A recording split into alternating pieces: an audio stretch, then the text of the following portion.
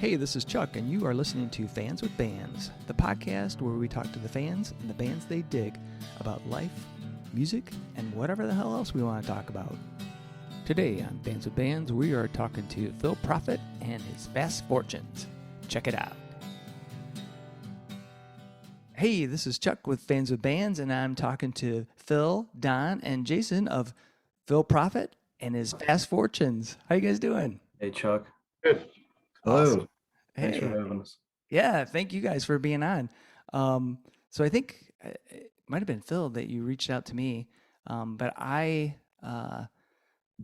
basically, we were talking a little bit before, but I was telling you that I stumbled upon you guys at the Corktown Festival. I can't remember, was it Friday night you guys played or Saturday? Friday, I think. Yeah, I think it was the first night, right? Yeah, first night. Yep. Because I was there to see the War Horses. Oh yeah, great band. Yeah, they're awesome. Yeah, I love those dudes. Powerful.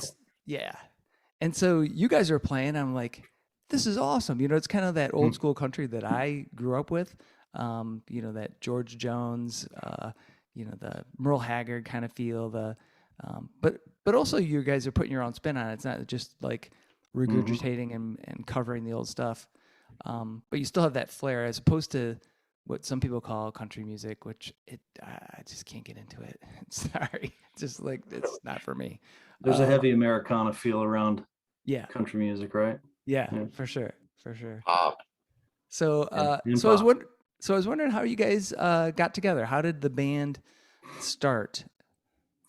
Yeah, so it's a long and sordid story, Chuck. No, I had decided at some point, I don't know, maybe 2017, 18, that I wanted to start getting back into music. I had taken some time off from playing, and as I don't know, at my age, I feel like rock and roll music was, I don't want to say past me, but I felt a little more like some traditional country music sounded more interesting to me at that time. And like I said, I had taken some time off from playing, and I decided that I want to put a band together that was really reminiscent of the traditional stuff I like. You mentioned Merle Haggard and George Jones, and I'm a big fan of Buck Owens. Oh yeah. And I really wanted to emulate the Bakersfield sound. It's because Bakersfield has a real rock and roll underlying theme and feel to it. Bakersfield was kind of the answer to Nashville's big band sound as it emerged. So it was really more for common folk and maybe bar goers, right? Yeah. Drinkers and things like that, and a little bit more of the people's music, if you will. And so it really kind of hit home, and I was really starting to feel like it felt right to me to play and write. So I started writing some songs, and I put together a group of a couple of guys who were willing to play with me. But pretty soon it felt like they were like saying to me, you should go and try to maybe find some better guys, and like maybe we outgrew you, but not at all, because they were I mean, they're good players. I love these guys. They actually helped get me off the ground to find these characters. And I don't endorse any of these websites per se, but there was one that I found both of these guys on, and it was just kind of a fluke. I found Jason's number, and on a lot of these websites, they don't like to share.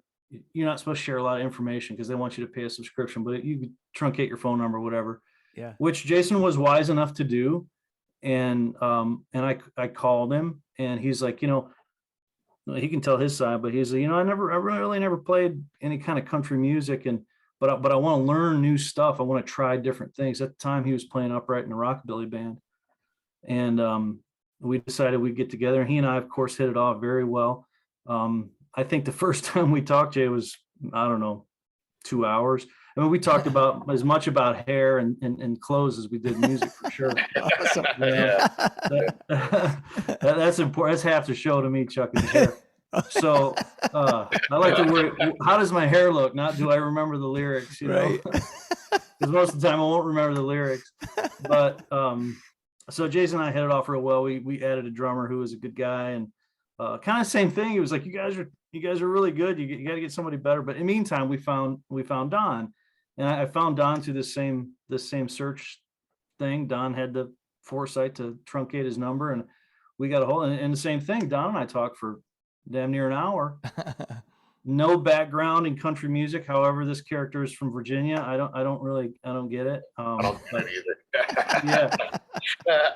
but like I always say about Don, he's toured the world in other places, so he had a lot of experience, and he came down and got a feel for what we were doing. And I don't know, a week or so later, he took one of my originals and recorded it, and he turned into Merle Travis. All of a sudden, Jason said, and what he did is he bought a pair of cowboy boots and turned into Merle Travis.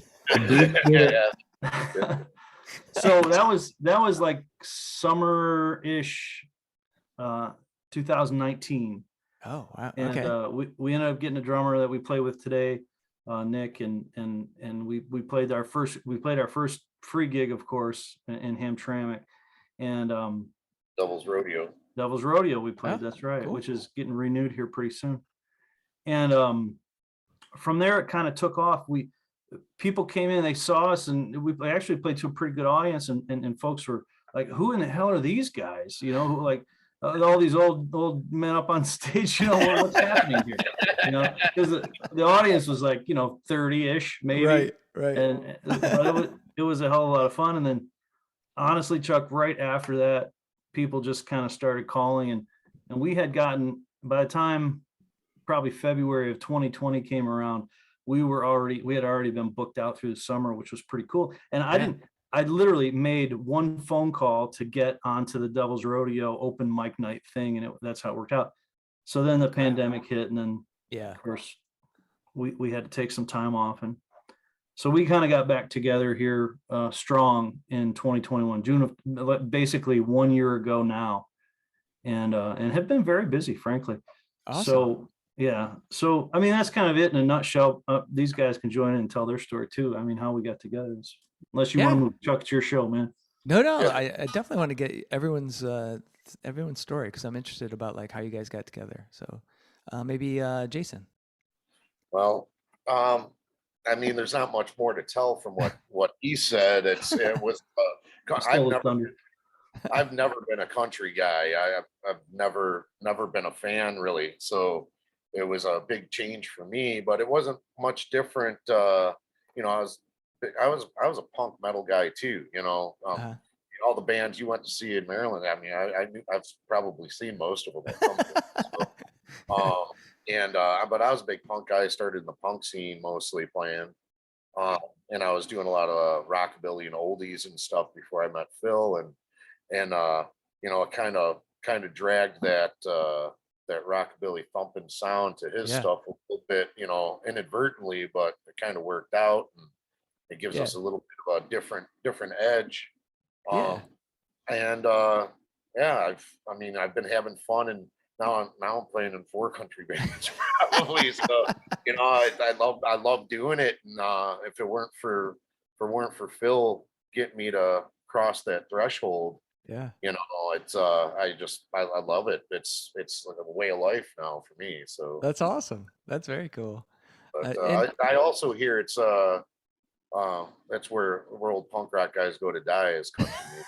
So well, you know, so it does. I mean, I don't know as much punk, but rockabilly for sure. Yeah, definitely dovetails into, you know, some of the things that, I mean, country, good country to me, you know, like kind of the old school stuff, and rockabilly, they fit nicely. You can put those bands on the same bill, and it's great. You could put a punk band actually with a country band and be pretty cool bill too. So I'm actually trying to push more for that in general. I mean, the Detroit is a punk rock city. Man.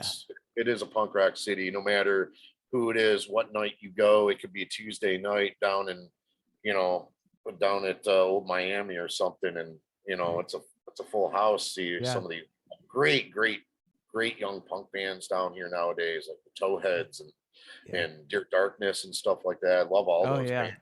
I'd love to do a show with this band with some of those punk bands. So I think it'd be a good time.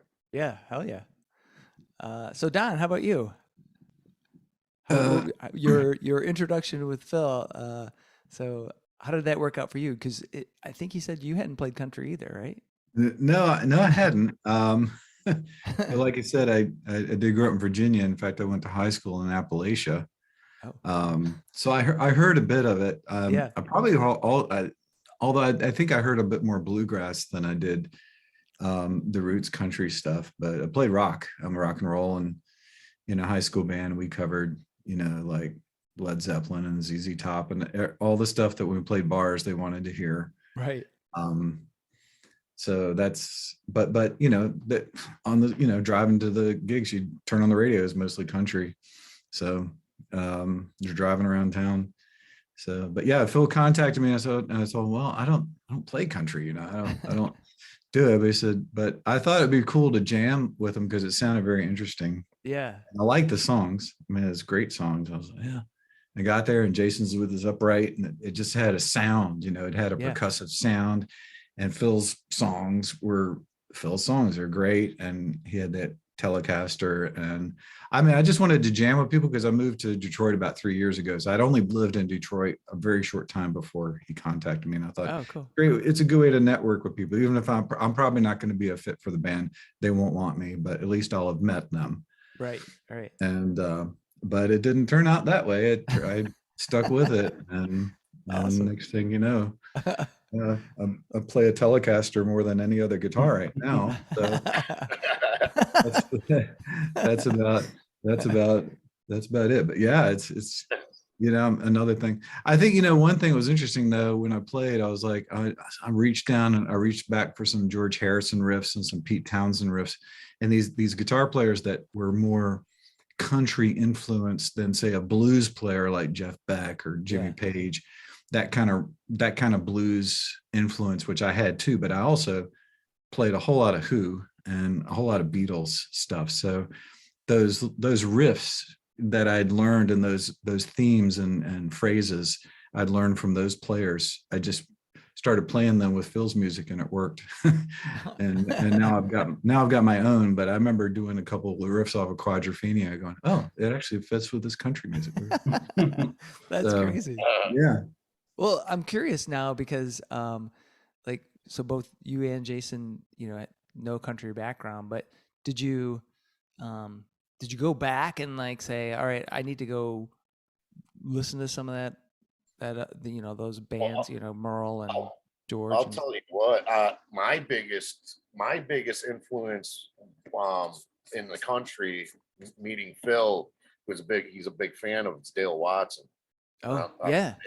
And if Phil plus Dale Watson turned me into country music. I mean, it's really not exclusively, but I pretty much only listen to country. Listen to a lot of bluegrass and stuff now too. Yeah.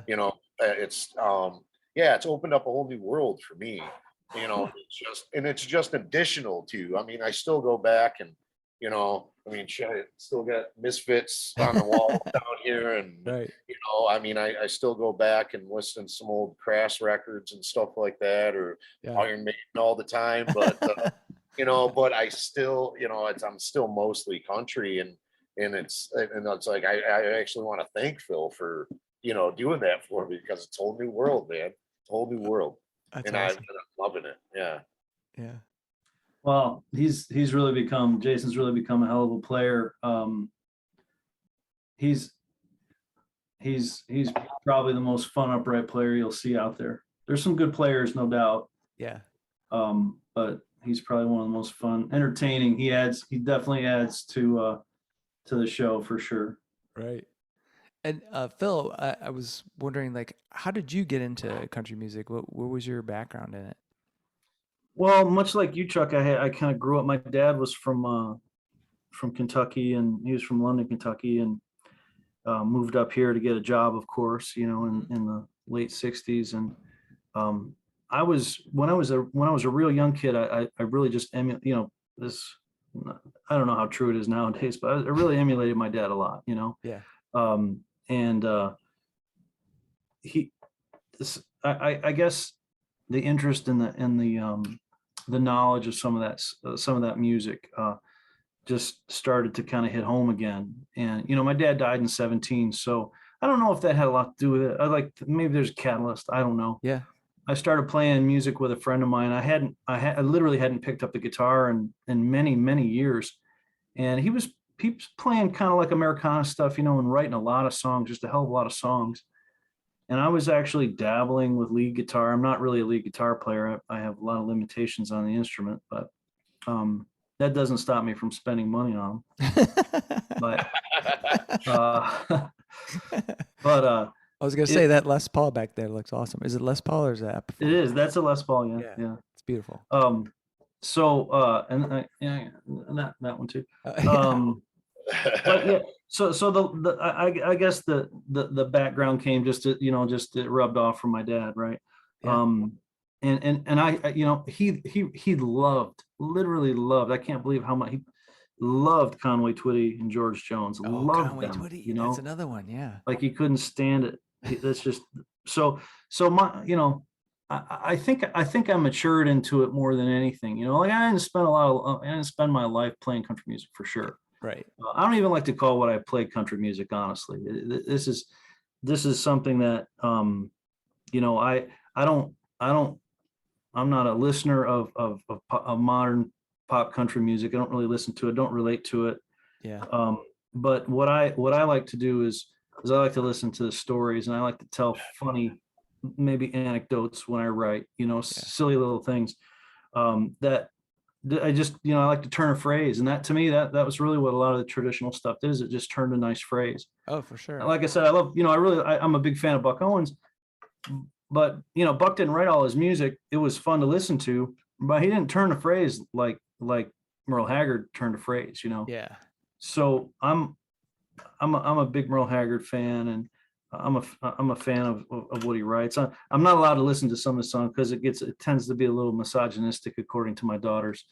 So Yeah. there's a couple of songs I'm not allowed to even listen to, let alone play. But he's been a big influence on my playing. You know, and Jason mentioned Dale Watson. Dale's been a real big influence on my playing too. And like I said, I never really played lead guitar. Yeah.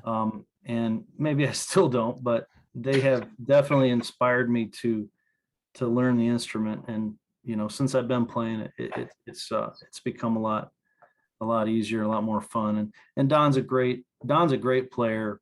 Oh yeah. And he's extremely versatile, you know. Yeah, I definitely enjoyed his leads and he doesn't teach me anything, but it's okay, because I'll tell you what, he's the best sideman I can ask for, because he'll follow me all the way down to hell and back. And usually when I give him the nod, he just brings us all the way back to where we need to go, and people forget about what I just did, you know. That's awesome. That's what's having a good lead player for. Yeah. Oh, yeah. Oh, well, you touched a bit, Phil, on some of your influences, and I was curious for Don and Jason. So, Don, who are some of the people that influenced you to play guitar? Oh gosh. Well, it was first of all, it was Beatles.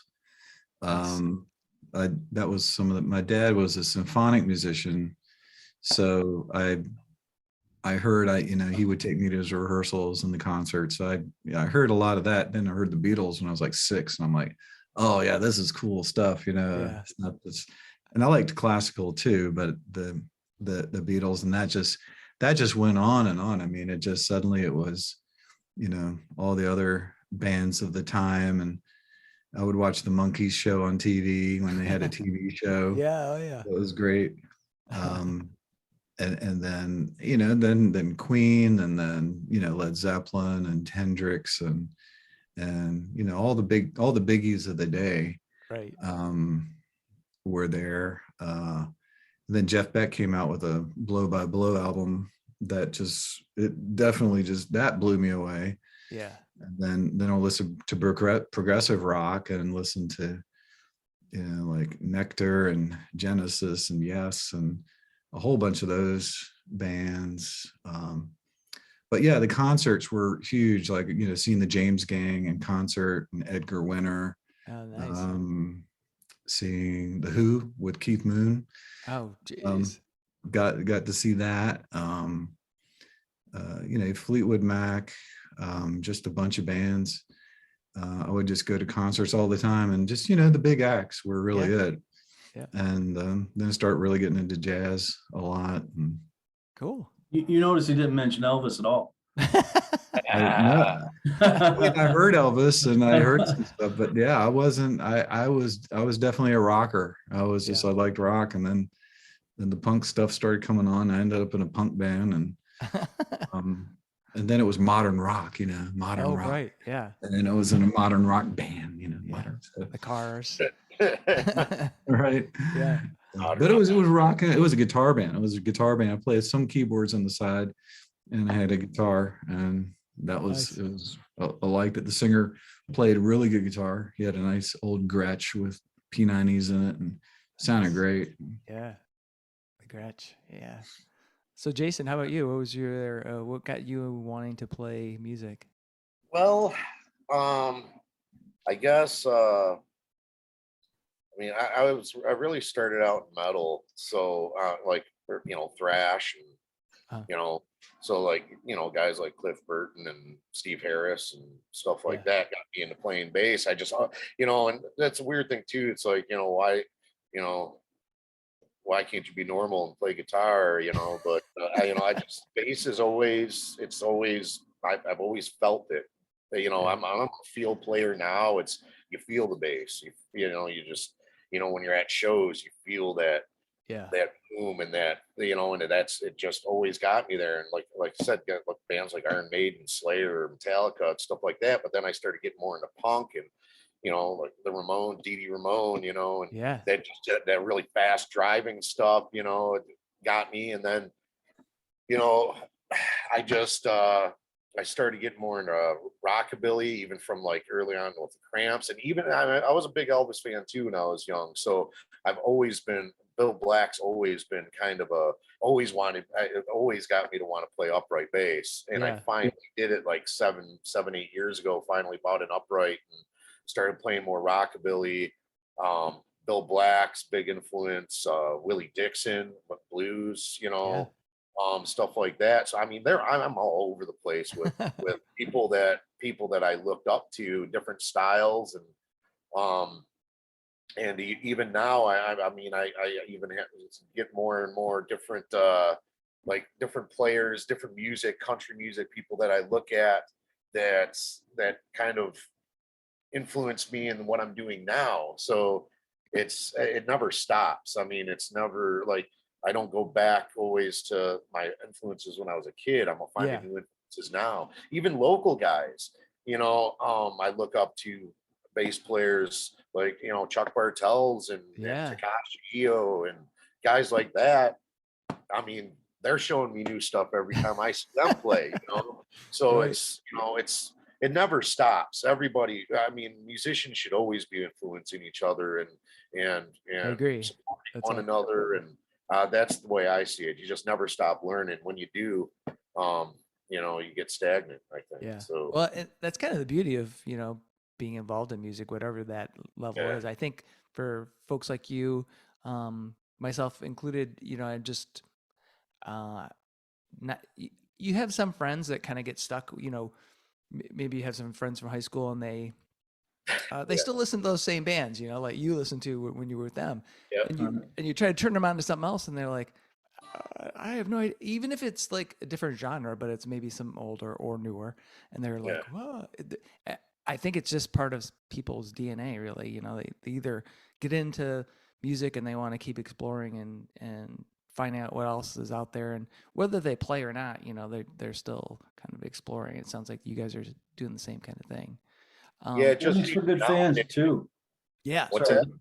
I just said it makes for good fans too. People who are just exploring music. It's cool to see that. Yeah, for sure. And I think that was a nice thing about that Corktown series. You had a stage one. You got somebody playing punk rock, or you got another Americana singer songwriter thing. Then you had you guys. You got War Horses. It was yeah. we get to put that when we're playing Corktown coming up. We're playing on the same venue as Cult of Space Skull, who's one of my Yeah. favorite live bands. Those So guys. I'm kind of thrilled to see that too. And we're it couldn't be more different. Yeah. And it's cool to cross pollinate like that. So Yeah. because you get people that would never think of listening to a certain band, and they just see something and it just catches them. Yeah. And that's the cool thing. That's what I love about the festivals like that. Yeah. Yeah, for sure. So we've got a fan on here, Hugh. Can you Yeah, hear- Hugh. Hey, Hugh. Hugh, can you hear us? Hugh, that's a good one. That's our number one. That's our number one fan, Chuck. Is it? Maybe number two. All right. It looks like you're muted. Is that Oh, there you go. Mr. Jazz? You, Yeah, Hugh Jazz. you just That's hard luck, Pete. That is Yeah. hard luck, Pete. Yeah. Awesome. Hey, Somebody. how are you? Pretty Good. How are you doing? Doing all right. I was just, I have no life, so I figured I'd see what the fuck you guys were doing. I'm Awesome. smoking any beat today? I grilled. Again. Again. Thank you. I grilled and I made gummies today. So Oh, nice. Nice. Yeah. Very nice. it was a good day. Yeah. Yeah. So Pete, do you have any questions for these guys? Uh-oh. He put you on the spot. I'm afraid. What, Phil, when did you give up and just go gray hair? Oh, probably when I was 19, man. No, I think it all kind of started to go. Can you tell it's gray here? I'm hoping, I'll tell you what. The No, State Department. Silver. What? It's silver. Right. Right. It is silver. The State Department says it's brown. The State Department says it's brown. It's brown on my passport, so it's brown to me.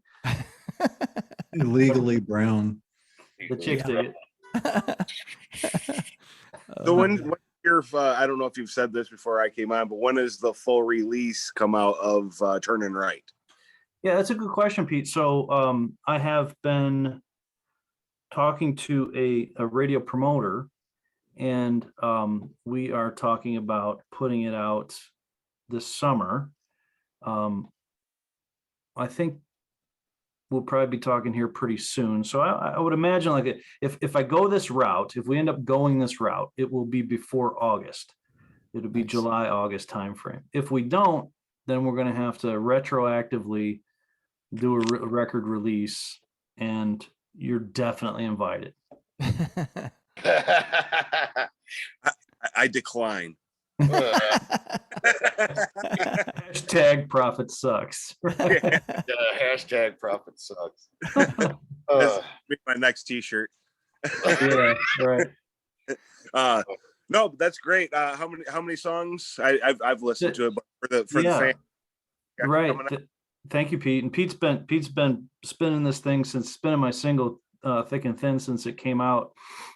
Soft release came out for a while. Pete's trying to make me rich spinning on Apple Music. So and he's today, my yeah, right, exactly. I'll 0.004 cents every time. Hey, you made about 88 cents at this point. Yeah. I think I'm supposed to see a check for about $25, right, Pete?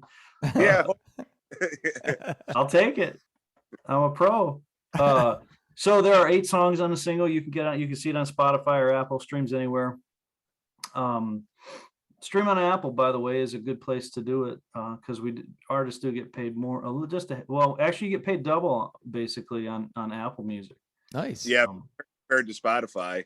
Yeah, I'm Spotify waiting 0.002. Tidal to come in because I have a Tidal account too, and I'm waiting to find out when, because they're supposed to pay almost $1 a stream from what I heard. Yeah, and I that'd be don't nice. Whoa. Yeah. Wow. But anyway, yeah, them and Napster. I don't remember Napster back in the Oh, day, yeah. Oh, but yeah. Napster pays the most out of all of the streaming services. But I don't know anybody who uses Napster now. They No. It's not didn't free. They got shut down. Yeah, so 8 songs on Turn and Right. It's a pretty good mixture of which you can find on Spotify now, and all the other platforms. And it's kind of a mix. It's a good mix of my original music. It gives you kind of a good feel. It's got a little bit more of a Sun Records feel to a lot of Cool. it. There's a little bit of there's a little 70s country on there too, for a couple of songs. Nice. And we also do a cover. We pretty much own this cover though of the Hamtramck Mama, which is written. It was by the York Brothers, and it released first back in 1939. And then that song, I'll tell you what, man, that's about their version is about as rockabilly as you can find. Nice. So that was released on your the day you were born, huh? Actually, yeah, right. The day my dad was born. Yeah. But World War II, the big one. Right. It was pre the big one. Yeah. But yeah, we kind of own that song, man. We Oh yeah, you guys rock that out. It's great. Yeah, thank you. They called it Country Boogie. Yeah, right. And- It was and- actually banned. 1939. They released it, and I don't know all of the history. There's a guy locally that does, but there's a couple of banned verses. They talk about the devil in it and all kinds of stuff. And but even more interesting than that song sold early on. I don't know about in 1939, but early in the first years, over 300,000 copies. Holy crap. Yeah, that's amazing. Yeah. That's a sizable, that's a hell I of think a- it was banned on some It places. was, yeah, it was. In Detroit, it was banned. They banned it. The mayor didn't like it. Yeah. Wow. That's crazy. But that Country Boogie, that's like a precursor to rockabilly for sure. Oh man, they killed that. Yeah, all their songs. Next time we do a record, we'll probably put another York Brothers song on it too. Nice. I need Highland to go Park check this Girls. out. Island Park Girls. Island Park Girls. Yeah. Motor City Boogie. Motor City Boogie. Awesome. Mhm. So is it so when you mentioned it's already, you can stream it now, but Yeah. in the summer it's like a physical copy is coming We're out? we're talking about doing a hard release, so a radio release. So Oh, nice. full promotion. Yeah. Nice. Yeah, we just have this one idiot that's got to finish working on all the artwork and get it all put together. He's having a rough time today working on it. I don't know what his problem is. Yeah. You're good. Yeah, it's all self-release, Chuck. Yeah. We're, I don't have a record deal. So all of that it's all independent, and I got a couple of really good friends and bandmates that particularly like Jason does a lot of the graphic work for not only this band but other folks he works with. He does a real good job. He's got a good eye for art, and I think it looks pretty cool. We have a kind of a little bit of a retro feel about the whole thing. Mhm. The holding on to tradition is really important for me, and but I like to put a spin on it, like you said early on. Yeah. We put a little bit of our own thing on it. So Yeah, for sure. So one thing I like to do is kind of, as in addition to like getting the backstory on the band is, and we've talked about influence and stuff, but I'm curious, and we've touched a little bit about concerts because Don was talking about concerts, but I was wondering, like, what was the first concert each of you went to? oh my god, So Phil, you go for it. it's actually kind of embarrassing. Well, that's but good. not really. Not so much the concert itself, but the time, because I was 17 before my mom let me go to a concert, and she wasn't even crazy about it then. I'm not really sure why. Like I was like I was a long hair guy, I mean, I was in bands probably 3 or 4 years before that. But she was like, no, you're not going to a concert. So the first concert I went to was a Bon Jovi Cinderella concert. Nice. Very nice. Excellent. It was pretty good. It was good. It was good stuff. Where was that at? Do you know? Do you remember? I think it was at the Palace of Really? all places. All Yeah. right. Cool. But after that, it was like lights. It was just like I went to all kinds of stuff, man. Some of the coolest shows. One of the coolest shows I saw, and I was older at this point, but I saw Dylan at the at St. Andrews Hall, which was pretty cool. There's Oh, wow. 1,000 people there, maybe a little bit more, but I mean, it's pretty cool to see Bob Dylan up close like that. Yeah, for And sure. you know, that this from Bon Jovi to Bob Dylan, you know, a lot of stuff in between. And in the 80s, I was into the same, you know, I don't want to maybe the punk scene, but you know, listen to, you know, all that stuff that we listened to in high school, right? Right. I was a big U2 fan later, you know, I was a Oh, huge all right. U2 fan. Nice. U2 was a big influence in my early music. I like the blues as a huge blues, and I love Van Morris and that kind of stuff. But Oh, yeah. yeah, Bon Jovi Cinderella is my first concert. Awesome. Jason, how about you? Oh, I think my first show was probably Metallica. Metallica or Slayer, one of the two. Wow. Do Yeah, you no, remember? it was Slayer because I snuck in when I was young, maybe 15, got in for I think it was Altar of Sacrifice tour. Holy crap. Wow. Yeah. I Awesome. still have the old baseball tee with the priest impaled with a BC Rich on the altar. Somewhere around here with a lot of holes in it, but I think that was my first show I ever went to. That's Yeah. awesome. Awesome. Yeah. Don, how about you? Gosh, I'm trying to You remember. saw that York Brothers show. Yeah, I saw New York. I was there when they recorded it. Yeah.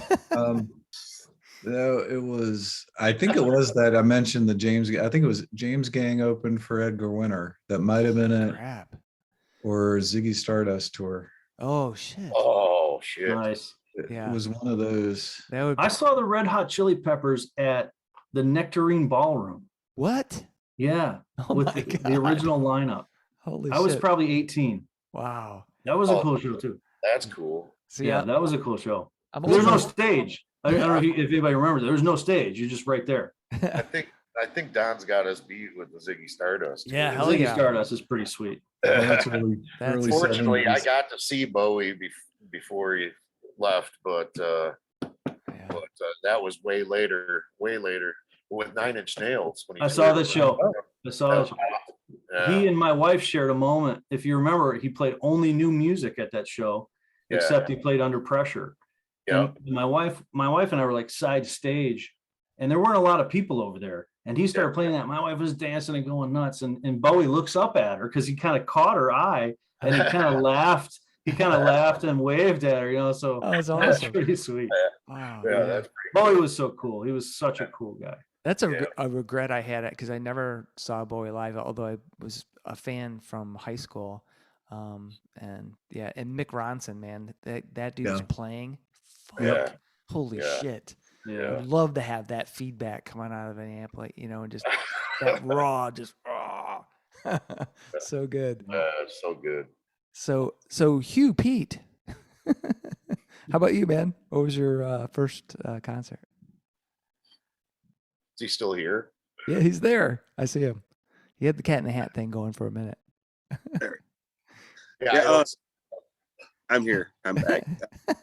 Anyway, my first concert was actually really badass. It was a volunteer jam. It was Charlie Daniels, Hank Jr., Leonard Skinner, Marshall Tucker, Little Feat. Wow. Yeah, that was my first show. That was in 01. Oh my God, that's awesome. 01. Damn. That's a big lineup there. Yeah. Yeah. It is. Festival? That's a festival. Yeah. Yeah, it was all day thing. Pine Knob. Went to my buddy's house and we all got hammered. And one of my didn't make it into the show. He drank a vodka in 45 minutes, and so we just kept moving the truck around while he was throwing up in different spots. And Perfect. Been there. It sounds like a good time. Yeah, been there. Times. all right, we're going in. Yeah. I did that a few times. That reminds me of going to like Ozfest, because you know that thing would start at like 9 a.m. and there would be people passed out. I'm like, holy shit, you paid all this money and you're fucking done. It's 9:30 a.m. right? It's just starting, man. I missed all the fun stuff. Oh Christ, that's crazy. Take a little nap and see the good bands at the end. At least. I like to get real drunk, pass out, and then come back later. Right. I'm sure I've done that a time or two. For sure. So kind of along that same line is first record that you bought, or CD, or Yeah. tape, or whatever. Jason, how about you? Oh, I got it. I think it was Def Leppard Pyromania. Perfect. Oh, wow. Yeah, I think that was the first record I bought. It was either that or right around the same time was like Motley Crue, Shout Out the Devil. Classic. You know, those were one of those two were my first two that got me into rock and roll, and you know, that was what was big at the time. And Right. I mean, I remember, I mean, Nikki Sixx was probably a big influence of mine too early on. Just the look, you know, just like the whole style of them at that time was really cool to me as, you know, 13 or whatever age I was. But Right. yeah, so that was one of those two, which is pretty much, you know, in that same vein. So Yeah. Cool. Phil, how about you? First record I bought it was in 1980 was "It's Hard" by the Who. Nice. It was their last studio record at that time. Yeah. Yeah, Awesome. that was a big one because I was a huge Who fan. Love the Who. That's crazy. That's cool. Awesome. Bought at Don. Harmony House. Oh, Harmony House. I remember that place. That was like yeah, awesome. Harmony House. Yeah. We're all old. He's like, "What are you talking about?" What's a Harmony House? Yeah. My dad told me about that. Don, how about you? It was a Rubber Soul, the Beatles. Nice. It had just come out, Yeah.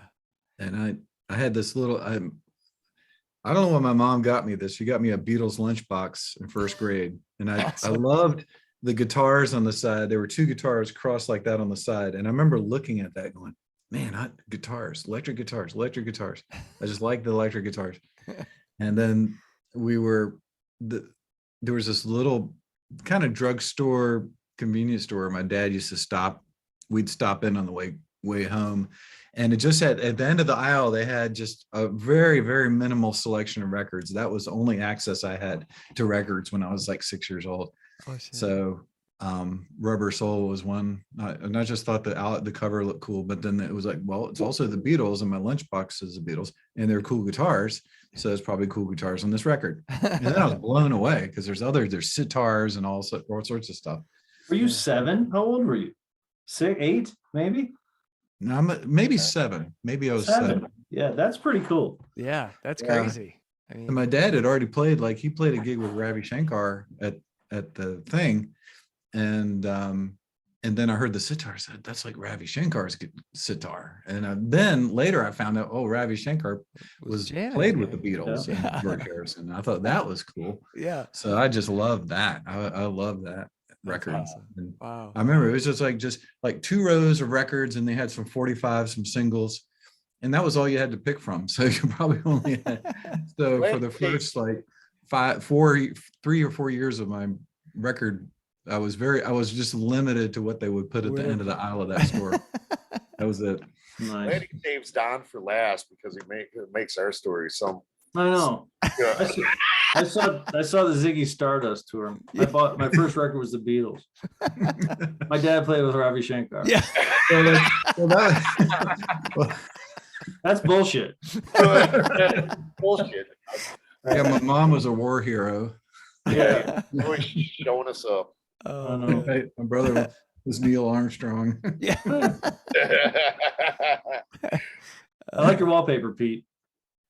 Yeah, that's awesome. Why can't I That's see?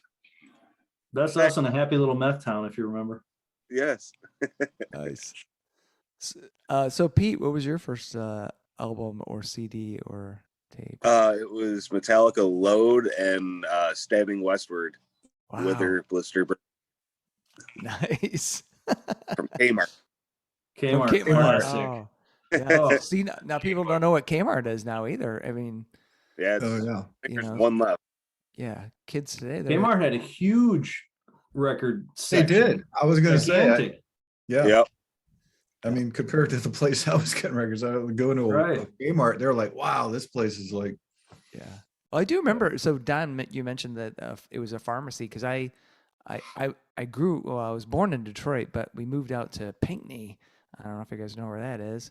Um, so it's like two different worlds, you know. And but it was a small town, and the only place that you could buy records in that town was the pharmacy, and they had the Yeah. same kind of thing, like two small little rows, and some cassettes and stuff like that. And that was it. And it was just whatever you could get. Although we could, by that time I moved there, I was 11. But in a few years, your parents were taking you to Brighton, which was a bigger town, and you had more albums and shit you could get to.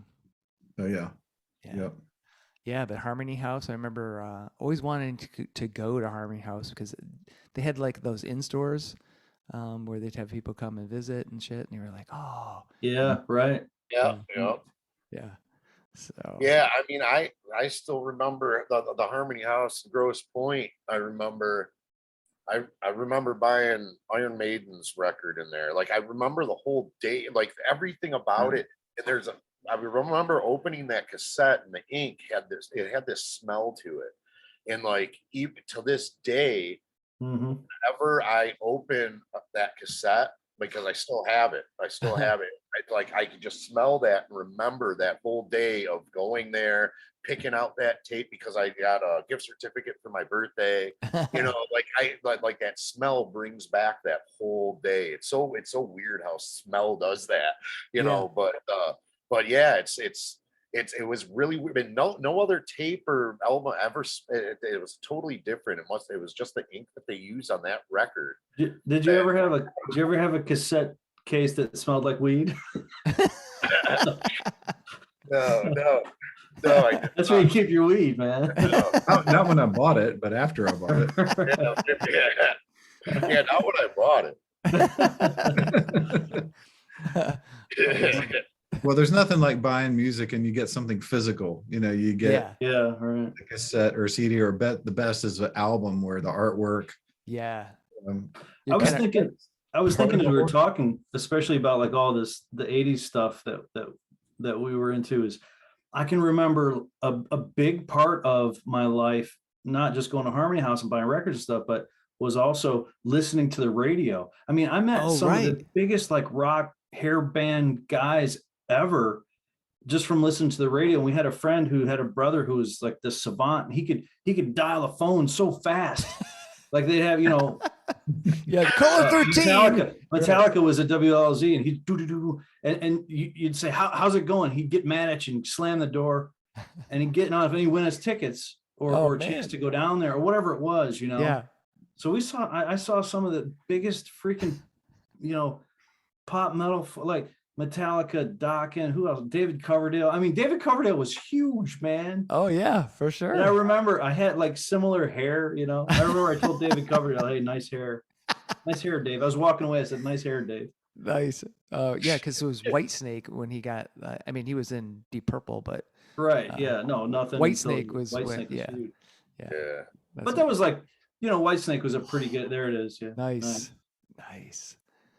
Whitesnake was our, in the 80s, kids who grew up 70s and 80s then was like the answer to Led Zeppelin, because Led Zeppelin there'd been a big gap left, right? Oh, for sure. Yeah. And Whitesnake seemed to, at least for me and guys I was hanging around, seemed to fill that a little bit. Yeah. Well, and then we got Jane's Addiction, who I saw at St. Andrews too. Oh, nice. Yeah. I saw Jane's Addiction at the State Fairgrounds, I think it was. Yeah, they were awesome. Powerful band. And you mentioned the Warhorses earlier in this. I mean, those it was the first. This is also a little bit embarrassing, but I hadn't seen the Warhorses until that time. Oh, cool. And I could tell after you publish your thing, and I could tell you're a fan of Warhorses just from the way you write it. But man, I'll tell you what. Wow. Yeah. Wow. I don't have anything else to say. Just really, really great, powerful sound. I love that. When you can fill up the stage with 4 people and just have that kind of musical power. That's what it's really more, because I'm really about like entertaining and talking about my hair and making jokes and stuff. Right. And you know, so this is a different kind of level of entertainment, but a band that can just create this energy just from the music alone is pretty cool. That's pretty powerful, man. Yeah.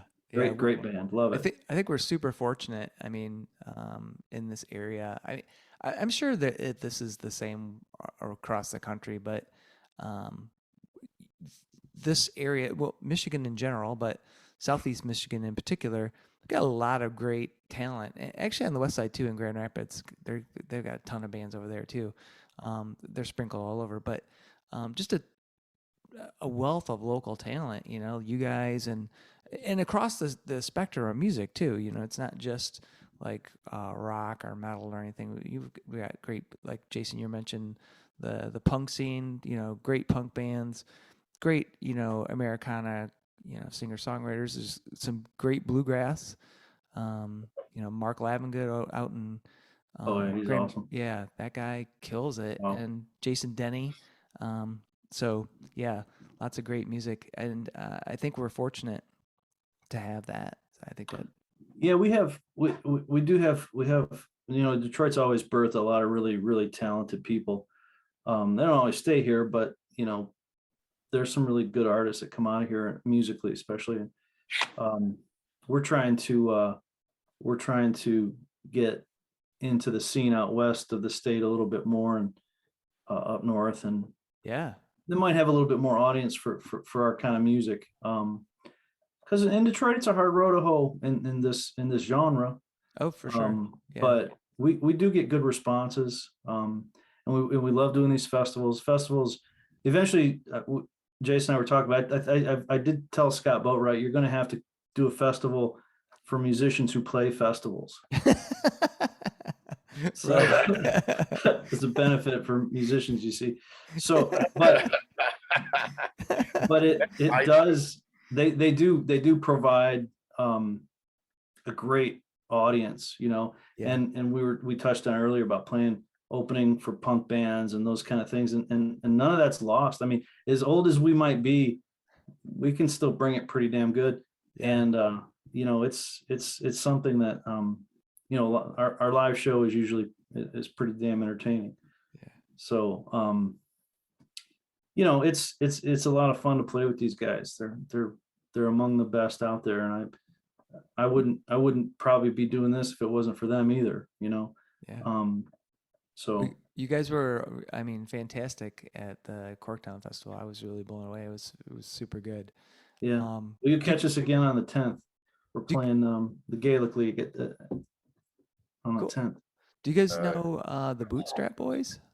You know, as a matter of fact, I was just talking to them today. I think it's their it's Little Mama from that group. Yeah. I just, it's funny that you mentioned them. I reached out to them. I said, hey, what do you think about us coming out and playing with you guys, showcase or open for you, whatever. And Yeah. their immediate response was hell yeah, which was pretty cool, you know. And they said it should be easy to get you out here to do something. So that's probably going to be in October. Those guys are actually pretty busy. I looked at their schedule today. They're booked through the summer. Yeah. Damn, and they're playing all over the state. Oh yeah. I need Little Mama on my team. I'll tell you, if she's doing their booking, that's who I need, man. I'll tell you. Yeah. She got turned up. Those man. guys work hard. I would think you guys would be that would be a good pairing. Yeah, I hope so. You tell them that, because we're looking. Yeah. I'm looking forward to it. They're going to figure out a date for us to get together, and I think probably out early fall. So Yeah. great sounding band. Love it. Yeah, that's awesome. I got another question for you guys about not so much origin, but if you could take, you know, Phil Profitt and his fortunes out to any venue in the world, where would you guys like to go, and who would you like to play with? Who would you like to have on that bill with you? And we'll start with Phil. I mean, what a question, man! I'll tell you what. That's a great question. I think if I was going to pick a place, I used to would have said Pine Knob would be like my pinnacle, but I think it'd be damn cool to play American Legion Post 82 in East Nashville. Oh yeah. that would be a real cool place to play. I've seen some great artists play down there. That'd be a great place. Who would I play with? I'm going to tell you this, and I'll tell you, and I believe this 100%. I would take this band in front of any audience. If they let me open up for Dwight Yoakam, I'd do it, and we'd tear the house down. We'd pull it down. Yeah. If they let us open up for, I don't care who you mention, this band ripped the roof right off of it. That would be awesome. It would be awesome. Yeah, hell yeah. I'm telling you, it's a good group of players we got right here, man. Yeah, hell yeah. Say, I ain't scared. Jason, how about you? That's a tough question, man. It really is. I mean, I don't think I have as grandiose a vision. I think. I mean, not that I don't think we can do that. It's just, Right. I mean, I'm fine. I like smaller venues. I don't even like going to see big shows anymore. So like, I mean, I'd be happy with playing with like Dale Watson at somewhere in Texas or something. You know, like Broken Spoke or something. Like that'd be cool for me. Right. With this. But yeah, I mean, opening for Dwight somewhere or opening for, that'd be cool. That'd be cool too. So I'm just happy. I'd just be happy if, just us getting out there around the country and playing more shows. Right. I don't want to. I don't need a big picture. I just want a lot of them. I'm with you. That's awesome. Quantity over quality. Yeah. Don, how about you? Oh gosh. Well, Phil put this idea in my head, but there's a real big kick with this kind of music overseas, like the Black Deer Festival in UK and Kent, and what is it, Milton Keynes, I think it's called Stables, with play with the Waterboys. Oh wow, yeah. I think that would be like a great pairing. And Phil's like, yeah, why don't you ask Mike Scott if we could do it? So I don't have a direct line to Mike Scott. Played some gigs with the Waterboys before opening for them, but that would be like really fun to go over there and take the music over there, where I think they would just eat it up. I think it would be huge. Yeah, it would be fun too. Hell yeah. Yeah. So I mean, you take Let's a band. do it. Yeah. Yeah, you take a band from America and you get the right booking agent or whoever, and you get your foot in one of those gigs or one of those festivals. Right. That's a big thing. Hell But yeah. I think this band could also does great in this country too. So it's like there's a ton of really good places. But that's kind of like a daydream, like fantasy idea. Like go to England and Ireland and it would be awesome. Play some of those places. Yeah, fantastic. I think even Glastonbury's got like an acoustic stage or like area or something. Right. That would be cool too. I don't know. Yeah, international. Yeah. There you Let's go. do it. I'm ready. All right. All right. Awesome. Okay. You guys are big dreamers, huh?